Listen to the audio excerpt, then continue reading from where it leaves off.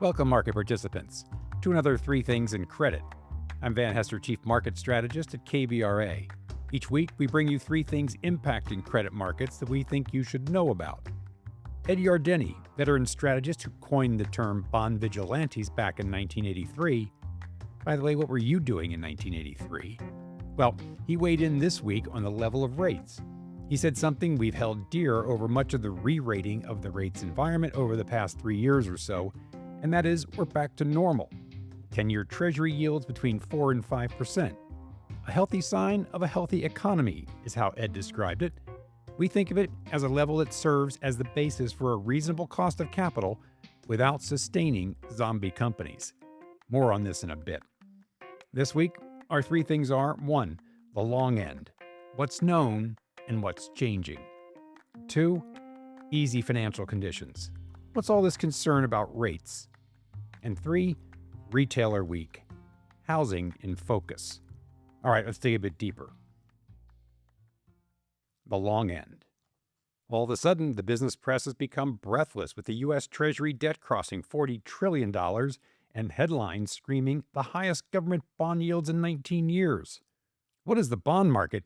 You know, the thing James Carville said he wanted to be reincarnated into because you can intimidate everybody.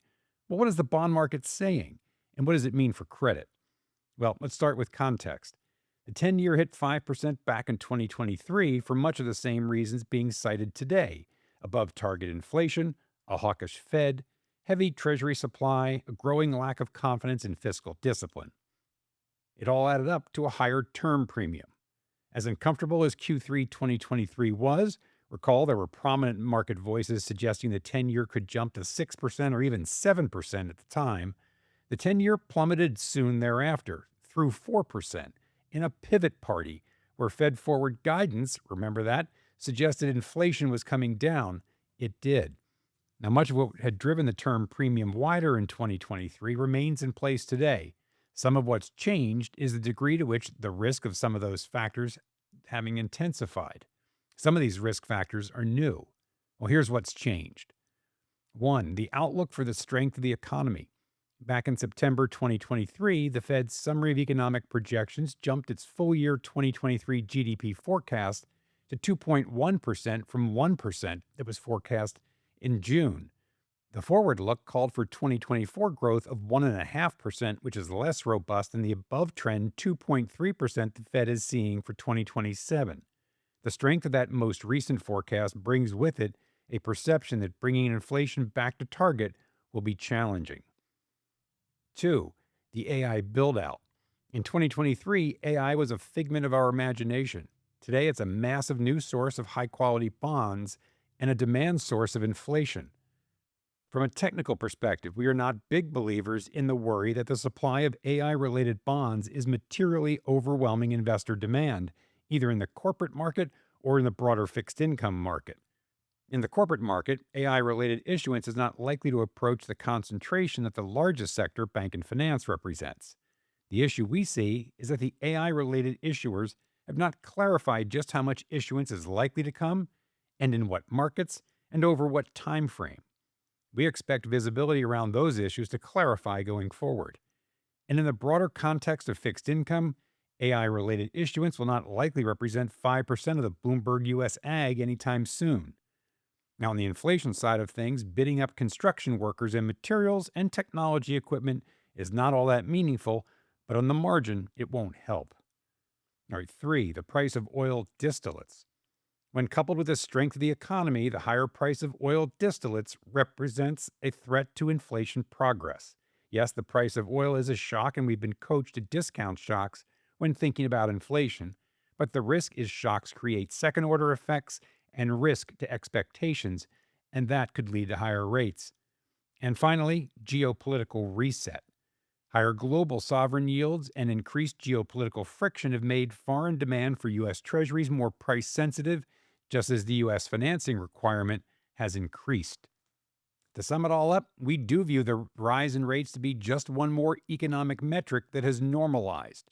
The scenario that brings about another pivot party is not far-fetched. Slowing growth, the seeds of which we are seeing in the labor market and selectively on the inflation side of things, would work to keep rates in check. To be clear, we're not forecasting a material move lower in rates, but we believe upward pressure will be limited by some of the disinflationary forces that have not gone away, including automation and, yes, some parts of globalization. Not everything will be reshored.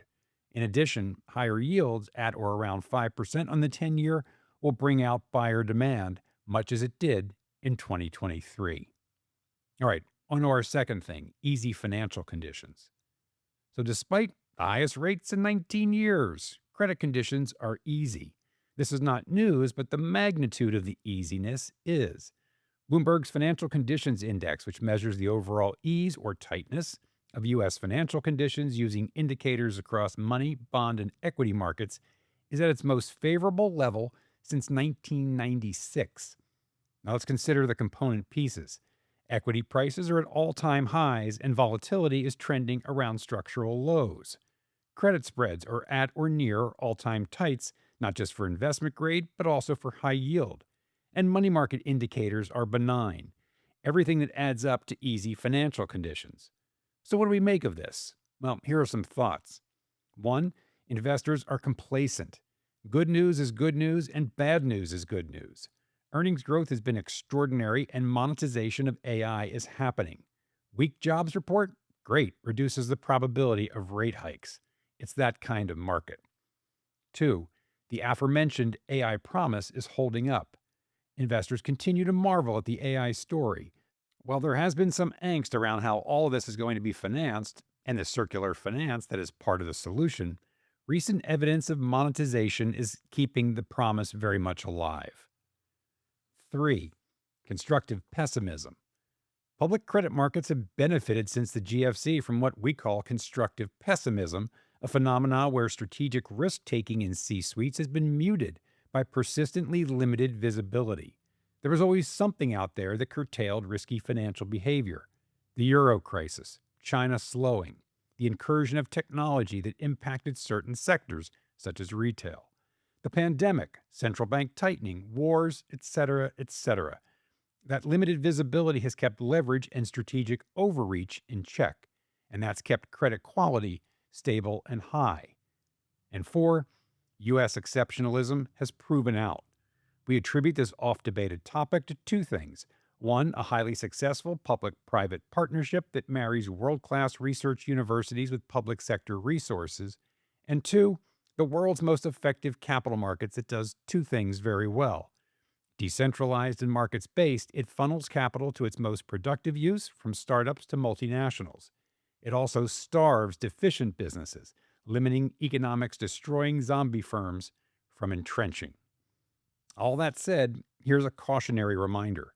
Disrupting forces geopolitically, technologically, demographically, and monetarily are clear and present. This party is not perpetual. All right, on to our third thing, retailer week. Well, I'm not sure we learned anything new from retailer earnings this week, but existing and emerging themes were reinforced. Starting with Home Depot, management described the environment as difficult, with, quote, tremendous pressure on our sector and anyone connected with housing, unquote. More specifically, consumer uncertainty and housing affordability continue to pressure larger discretionary home improvement projects.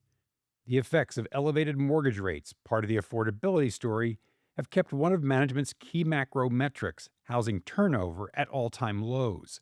Moreover, this indicator typically bounces relatively quickly when it hits structurally low levels. Not this time. Turnover has been at or around its lows for 4 years, and counting. Management characterized the housing market, this economically material sector, as frozen. Management is also dealing with what it referred to as unplanned cost pressure as a headwind to its profitability. A similar tale over at Lowe's. Affordability remains kind of the major concern, and that's across rates, it's across home prices, insurance, taxes, and that's really translating to prioritization of repair and maintenance spend and the projects that our consumers are engaging in, and this ongoing trend of caution around big-ticket discretionary. It's a mouthful, but you get the point. Management went on to add, elevated fuel prices combined with broader economic uncertainty have influenced household budgets.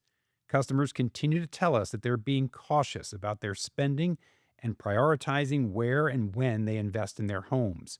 As a result, discretionary DIY demand remains under pressure, and management continues to see the K-shaped economy shaping consumer spending, something where it has become fashionable to say the K-shape increasingly doesn't exist. Here's how Lowe's views the U.S. consumer today. We feel really good about the overall health of our consumer. Our core consumer is a middle-income homeowner. They have a strong personal balance sheet. They have real disposable income growth. Their house is getting older and they have increased equity. But the caveat to all of that is that this consumer is being cautious. And it's not just about fuel prices. Fuel prices make up roughly 2% of their annual spend, but it's a combination of fuel prices, geopolitical events, and other uncertain things in the macro. And so when you combine all of these things together, people are just being cautious with their discretionary spend. But we don't think the consumer is getting worse. Walmart's results prompted the biggest market reaction, selling off 9% on slowing U.S. sales growth. Management acknowledged that customers are still feeling some pressure, with gas prices cited in particular. And over at Target, prices on more than 10,000 items were lowered, which speaks to something that is macro relevant, namely, less wealthy households continue to prioritize and trade into value. The K-shape has not gone away.